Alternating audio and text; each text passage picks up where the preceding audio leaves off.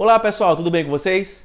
Querem entender por que Usain Bolt, fenômeno do atletismo, tricampeão olímpico mundial dos 100 metros rasos, jamais conseguiria vencer uma prova de corrida, mas essa sendo uma maratona? Assiste esse vídeo até o final que você vai entender. Vamos dar continuidade aos nossos estudos sobre as capacidades físicas. E hoje nós iremos falar sobre a resistência. Resistência é a capacidade que o indivíduo tem de exercer um esforço durante determinado período sem perder a qualidade daqueles movimentos. Mas a resistência, ela se divide de três formas. Nós temos a resistência aeróbia, resistência anaeróbia e resistência muscular localizada. Resistência aeróbia, captação de oxigênio. O nosso corpo precisa absorver o oxigênio, esse oxigênio ele é transportado e as nossas fibras musculares utilizam esse oxigênio.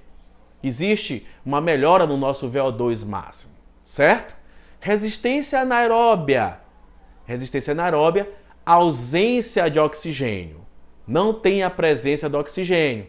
São provas onde existe um alto índice de lactato, nosso corpo ele entra em acidose. Característica das provas aeróbias: alto volume e baixa intensidade. Características das provas anaeróbias é o contrário, uma alta intensidade e um baixo volume. Pronto. Trouxe as características, perceba que eu não citei nenhum tipo de modalidade esportiva, porque às vezes você vai ler alguma coisa, você vai encontrar exercícios aeróbios, natação, corrida, ciclismo, e não é isso. Nenhuma prática esportiva ela deve estar ligada à fonte energética, porque tanto a corrida, quanto o ciclismo, quanto a natação, por exemplo, podem ser anaeróbios ou aeróbios. Dei o exemplo no início da nossa aula, quando eu chamei a atenção de vocês para assistir essa aula. Eu falei de um atleta tricampeão olímpico que corre, participava do atletismo, e falei de uma outra prova que também é do atletismo, que também é uma corrida, mas são características diferentes. As provas dos 100 metros rasos são provas anaeróbias, intensidade lá em cima e volume baixíssimo, acabava em 9 segundos. Vamos falar agora de uma maratona. São provas com volume altíssimo, 42 quilômetros. 42 quilômetros, 195 metros. A intensidade, obviamente, ela é reduzida. Ela é menor do que a intensidade da prova dos 100 metros rasos.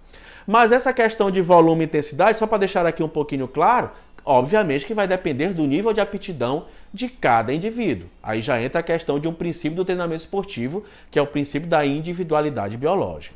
Mas é importante que fique claro que para o indivíduo, por exemplo, correr uma prova de 100 metros, existem sim as predisposições genéticas, existem os fatores comportamentais, ambientais, para que aquele atleta atinja aquele índice de performance, aquela alta performance.